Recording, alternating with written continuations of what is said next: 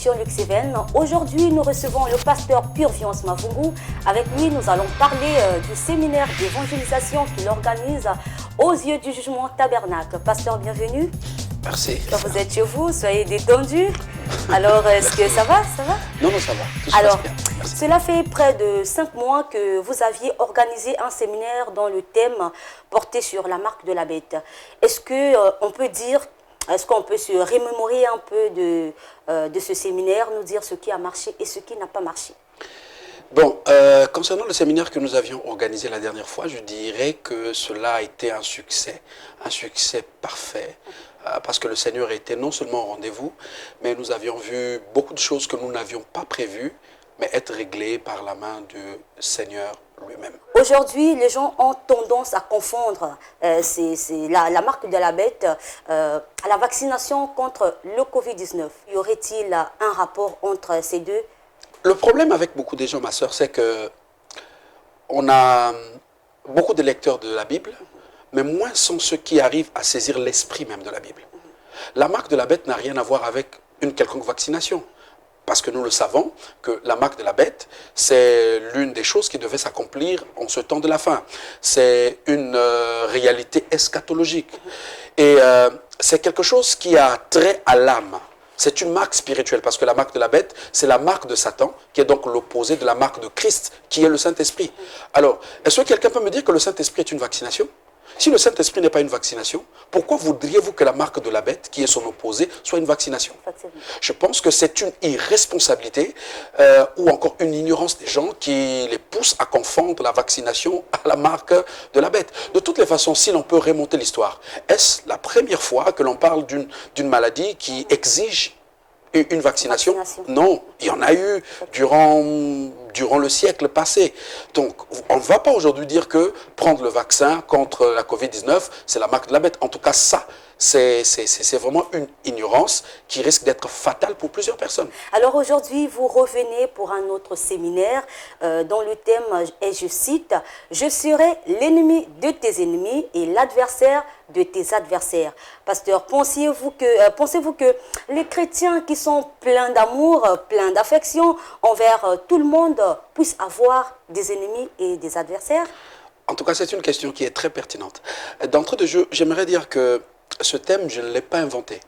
C'est une portion de l'Écriture qui se trouve dans le livre de l'Exode.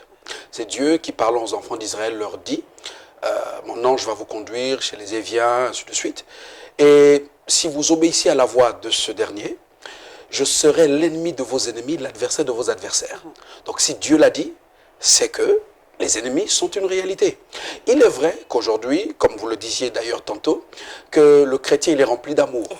Mais si on a de l'amour, cela veut forcément dire qu'il y a des personnes qui n'ont pas cet amour. Parce que tout cela est basé sur la loi de la dualité. Donc il y a les chrétiens qui aiment, il y a forcément d'autres personnes qui n'ont pas d'amour, donc qui peuvent se constituer en ennemis. Donc ici, la haine pourra peut-être émaner de ceux qui ne sont pas chrétiens. Donc ce n'est pas le chrétien lui-même qui se fait des ennemis, mais évidemment on ne peut pas s'empêcher d'avoir des ennemis. Comme vous venez de dire, si j'essaie de comprendre un peu ce que vous venez de dire. Ce qui est vrai, c'est que l'inimitié est une réalité. L'inimitié est une réalité. D'ailleurs, Dieu lui-même est le premier à avoir un ennemi. C'est Satan. Oui. Ce n'est pas Dieu qui est forcément l'opposé ou qui a de la haine contre Satan, ainsi de suite, mais c'est Satan qui est l'opposé de Dieu. Donc nous sommes des enfants de Dieu, nous avons de l'amour, mais nous devons en même temps accepter qu'il y aura toujours des personnes qui pourront se constituer en ennemis. Alors en choisissant ce thème, quel est donc l'objectif poursuivi? Bon, déjà, c'est un point de la Bible que nous avons l'habitude d'évoquer dans nos sermons, dans nos enseignements. Mais il m'est arrivé de percevoir que tant de fois nous mentionnons ce passage de la Bible sans pourtant en comprendre la quintessence profonde.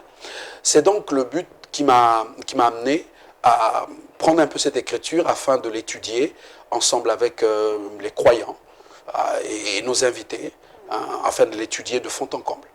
Et qui est donc convié à ce séminaire? Bon, c'est un séminaire évangélique, comme vous le savez. Le but principal, c'est non seulement d'apporter une connaissance biblique à quelqu'un, mais aussi de gagner des âmes à Christ. Cela sous-entend que tout le monde est invité. Que vous soyez chrétien, que vous soyez non chrétien, peu importe, vous êtes invité. Peu importe. Alors, on veut quand même comprendre, sinon avoir une idée sur la répartition du programme des cultes. Le programme est réparti sur 4 jours. Le programme commence le jeudi 2 et se termine le dimanche 5. Pour le jeudi et le vendredi, les portes s'ouvrent, plutôt les réunions, le séminaire commence à 17h, ok, 17h à 19h. Ça, c'est pour le jeudi et pour le vendredi. Pour le samedi, ça commence à 15h, de 15h à 17h. Et pour le dimanche, c'est de 8h45 à midi. Souvent, les séminaires sont associés au concert. Est-ce le cas chez vous? Bon, le concert en tant que tel, non. Mais ce qui est vrai, c'est que chaque jour, pour les chrétiens, surtout lorsque les chrétiens se rassemblent, c'est un concert. Parce qu'il y aura des chorales qui vont chanter, il y aura des bien-aimés qui vont intervenir et tout. Donc, ça sera une occasion de, non seulement de partager la parole, mais de magnifier l'Éternel autour des chants de Sion. Alors, pasteur, vous êtes sans ignorer que le Covid-19 court toujours. Et donc, qui dit séminaire dit bain de foule. Alors, comment vous y prendrez-vous pour ne pas enfreindre les mesures barrières? C'est vrai, c'est une question qui est très pertinente, mais à laquelle j'aimerais prendre le temps d'apporter une réponse adéquate.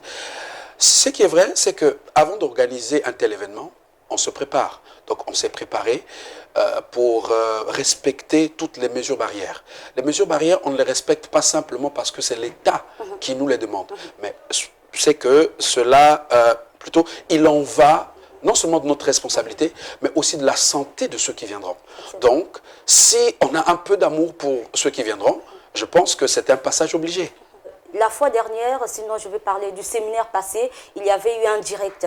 Est-ce que c'est le même cas pour ce séminaire-ci?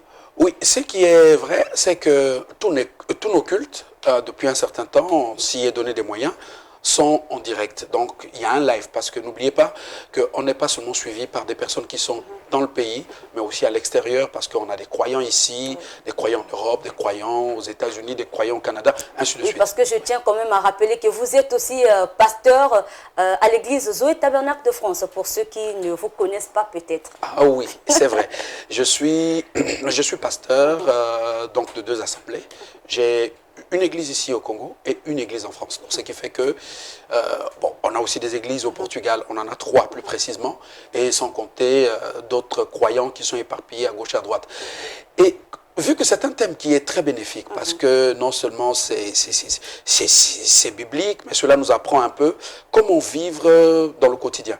Donc, tous ces croyants sont intéressés, donc ils vont suivre. En définitive, les cultes seront aussi bien sur YouTube que sur d'autres plateformes. Et pour ceux qui n'ont pas la maîtrise de là où se situe l'église, les yeux du jugement tabernacle, on peut déjà les orienter, votre situation géographique? L'église des yeux du jugement tabernacle se trouve à Siafoumou, plus précisément sur la route nationale numéro 5, à l'arrêt Tabernacle, ou pour ceux qui s'y connaissent, l'arrêt ex-pharmacie des jeunes. Donc dès que vous arriverez là, vous verrez une grande bâtisse, et sur cette bâtisse, il y a quelque chose qui est écrit, les yeux du jugement tabernacle. Alors moi, je crois avec ceux qui nous suivent là, je crois de tout mon cœur qu'il y aura vraiment des gens qui vont se manifester. Mais est-ce que l'heure est de rigueur, pasteur? N'oubliez pas qu'on a un couvre-feu, c'est vrai que c'est un lundi, c'est un jeudi, c'est un vendredi. Est-ce que on va dire que nous aurons, voilà, le séminaire va se passer au temps précis, au temps indiqué? Est-ce que vous allez témoigner ici de votre ponctualité? Parce qu'on connaît, parce qu'on dit 17h, c'est parfois c'est 18h, on ne sait pas, parfois c'est 19h. Alors, comment est-ce que... Je répondrai simplement en disant que il est vrai et que l'Africain brille par son esprit de retard. Oui. Mais bon, faisons remarquer qu'il s'agit d'un séminaire, donc il ne s'agit pas là d'un culte ordinaire. Et on ne recevra pas que des personnes qui sont des croyantes, aussi des personnes de divers horizons. Par conséquent, je peux ici vous donner ma parole de frère en Christ d'abord et de pasteur ensuite, qu'on s'arrangera, on sait donner des moyens pour que l'heure soit respectée. Alors, pasteur, votre dernier mot? Mon dernier mot serait que je voudrais ici lancer un appel à toute la population de Pointe-Noire. Si vous voulez réellement connaître comment triompher de vos ennemis et surtout quelle est l'attitude chrétienne à avoir en face des ennemis, venez et je crois que vous ne serez pas déçus.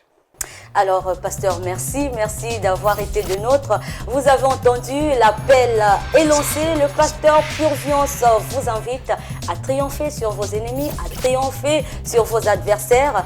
Lux-Even, c'est une plage qui est réservée à vous qui aimeriez communiquer sur la tenue d'un séminaire, d'une conférence et bien d'autres cérémonies. Alors, n'hésitez pas. Merci à vous tous de nous avoir suivis. On se retrouve très prochainement. Au revoir.